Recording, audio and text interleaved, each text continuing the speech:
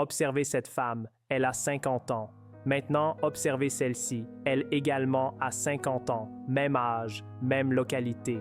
Pourtant, l'une affiche un teint lumineux sans taches, tandis que l'autre présente des zones plus sombres et une peau terne. Pourquoi cette différence spectaculaire? La réponse ne réside pas dans leur hérédité, elle réside dans deux molécules que vous pouvez acquérir en pharmacie dès maintenant. Mais attention, ces deux produits sont également les deux composants les plus mal employés en dermatologie. Des milliers de personnes se brûlent l'épiderme chaque année, aggravent leurs tâches simplement parce qu'elles ont joué aux apprentis chimistes sans saisir la science. Aujourd'hui, je ne vais pas simplement vous présenter des flacons. Je vais vous emmener à l'intérieur de vos cellules pour que vous compreniez véritablement comment fonctionne votre épiderme. Demeurez jusqu'à la conclusion car je vais vous dévoiler la méthode du sandwich, une technique médicale employée par les dermatologues pour employer le rétinol sans jamais avoir l'épiderme qui pèle, même si vous possédez une peau très sensible. Je suis docteur et cela fait aujourd'hui 10 ans que je guide mes patients dans les domaines de la santé et du bien-être. Et permettez-moi de vous révéler quelque chose qui va sans doute vous choquer. La majorité des gens jettent littéralement leur argent par les fenêtres. Ils acquièrent des crèmes à 80 €, des sérums miraculeux, des traitements révolutionnaires, et vous savez ce qui se produit. 3 mois plus tard, leur épiderme est précisément dans le même état, parfois même pire. Pourquoi? Parce qu'ils ne saisissent pas les fondamentaux de la biologie cutanée. Aujourd'hui, je vais tout vous clarifier sur les deux seules molécules qui ont véritablement fait leurs preuves scientifiques. Pas de marketing, pas de promesses mensongères, juste la science pure. Regardez autour de vous. Vous connaissez forcément quelqu'un qui a 60 ans, mais qui pourrait passer pour 45. Un teint éclatant, une peau ferme, peu de rides. Et à côté, vous connaissez également quelqu'un qui a 45 ans, mais qui en paraît 60. Un teint terne, des taches partout, une peau fatiguée. Quelle est l'explication entre ces deux personnes? Ce n'est pas l'hérédité, contrairement à ce que beaucoup croient. Une recherche publiée dans le Journal of Dermatological Science a prouvé que l'hérédité ne compte que pour 30% dans le vieillissement cutané. Les 70% restants, c'est votre environnement et vos habitudes de soins. Autrement dit, vous possédez le contrôle sur l'apparence de votre épiderme. Mais pour cela, il faut saisir ce qui se déroule véritablement sous la surface. Il existe deux ennemis invisibles qui attaquent votre épiderme tous les jours. Le premier, ce sont les radicaux libres. Ces molécules agressives proviennent du soleil, de la pollution, du stress, même de la respiration normale. Elles détruisent de votre collagène comme de la rouille qui ronge le métal. Le deuxième ennemi, c'est le ralentissement naturel du renouvellement cellulaire. Plus vous vieillissez, plus votre épiderme met du temps à se régénérer. Résultat, les cellules mortes s'accumulent, votre teint devient terne, les taches demeurent visibles. La bonne nouvelle, il existe deux molécules qui combattent directement ces deux ennemis et je vais vous démontrer précisément comment les employer. Voici la vérité que personne ne vous révèle dans les publicités.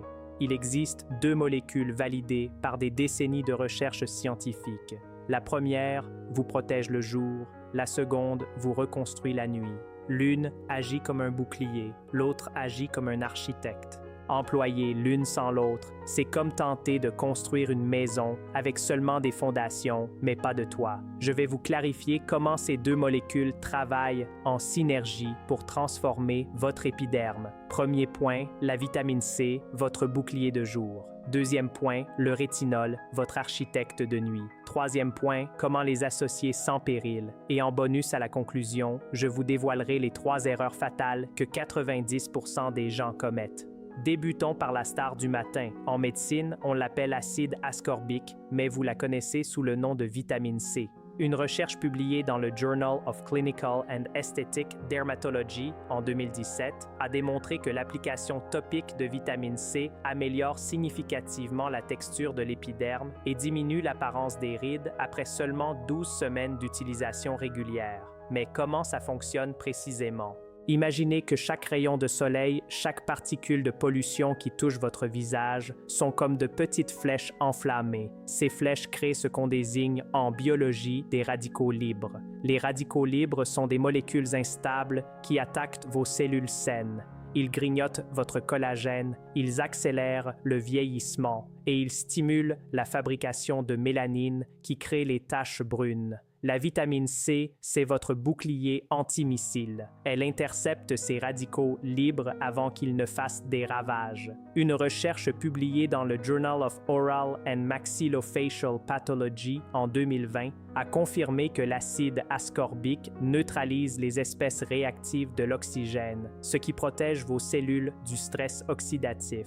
Mais son action ne s'arrête pas là. La vitamine C agit directement sur une enzyme qu'on désigne la tyrosinase. Cette enzyme est responsable de la fabrication de mélanine, le pigment qui colore notre épiderme. En inhibant la tyrosinase, la vitamine C empêche vos taches de devenir plus sombres et redonne à votre teint cette luminosité naturelle que tout le monde remarque. Une recherche publiée dans le Journal of Cutaneous and Aesthetic Surgery en 2009 a démontré qu'une formulation renfermant 25% de vitamine C diminue significativement le score d'hyperpigmentation de près de 23% après 16 semaines d'utilisation quotidienne.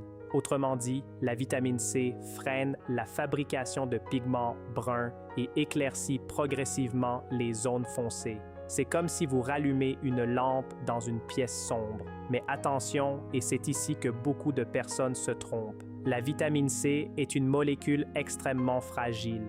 Dès qu'elle voit la lumière ou l'atmosphère, elle s'oxyde. Si votre sérum devient orange, marron ou foncé, c'est terminé. Non seulement il ne vous protège plus, mais il devient pro-oxydant. C'est-à-dire qu'au lieu de neutraliser les radicaux libres, il en crée. C'est pour cette raison qu'il faut constamment choisir un flacon opaque, bien le refermer après chaque utilisation et le conserver à l'abri de la lumière. La forme la plus performante est l'acide L-ascorbique, mais elle nécessite un pH inférieur à 4 et une concentration entre 10 et 20% pour bien pénétrer dans l'épiderme. Alors, comment l'employer? C'est très simple. Le matin, après avoir nettoyé votre visage, vous étalez 3 à 4 gouttes de sérum à la vitamine C sur une peau propre. Vous laissez sécher 1 minute, puis vous appliquez votre crème hydratante et surtout votre protection solaire. J'insiste sincèrement sur ce point. Employer de la vitamine C sans protection solaire, c'est comme ouvrir un parapluie troué sous la pluie.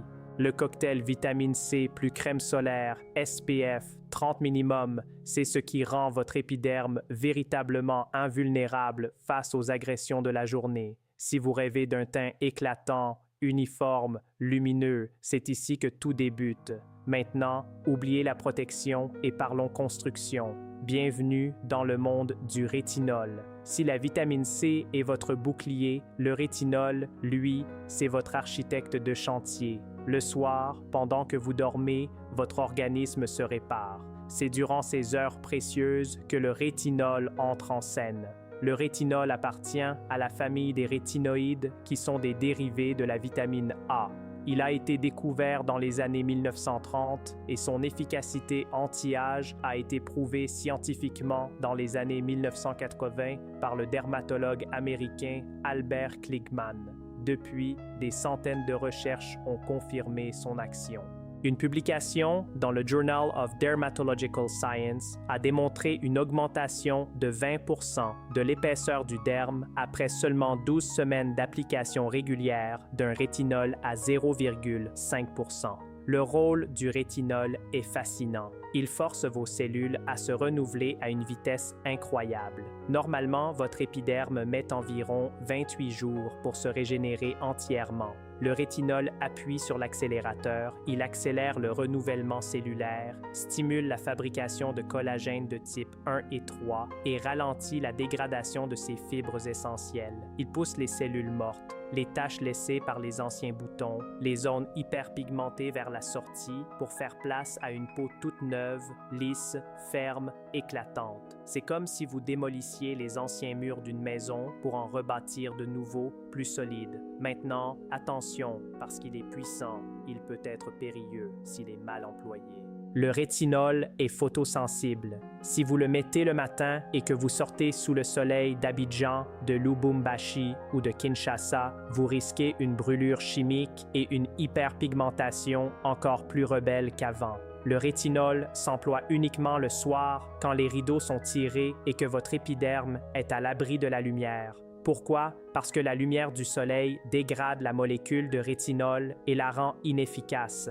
Des recherches démontrent que le rétinol absorbe les rayons UVA et UVB et que cette exposition peut générer des espèces réactives de l'oxygène qui endommagent l'ADN et les protéines de l'épiderme. De plus, le rétinol accélère le renouvellement cellulaire, ce qui signifie que votre épiderme perd temporairement sa couche protectrice naturelle et devient plus vulnérable aux rayons UV. Voilà pourquoi on l'étale exclusivement la nuit. Le rétinol peut également être irritant au début. C'est ce qu'on désigne en dermatologie la période de rétinisation. Ne vous alarmez pas, votre épiderme peut peler, rougir ou piquer légèrement. C'est le signal que l'architecte est en train de casser les anciens murs pour en rebâtir de nouveaux. Cette phase perdure généralement entre 4 et 8 semaines, mais il existe une technique pour éviter ces désagréments. Je sais que vous vous dites, docteur, j'ai peur que ma peau brûle ou pèle, et vous avez raison d'être prudent. C'est ici que je vous livre mon secret médical pour apprivoiser le rétinol, même si vous possédez l'épiderme la plus sensible du monde. C'est ce qu'on désigne la méthode sandwich. Imaginez 3 couches. D'abord, vous étalez une fine couche de votre crème hydratante habituelle sur un visage propre et bien sec. J'ai dit bien sec. Humide, le rétinol pénètre trop rapidement et irrite davantage. Ensuite, vous posez une noisette de rétinol par-dessus cette première couche de crème.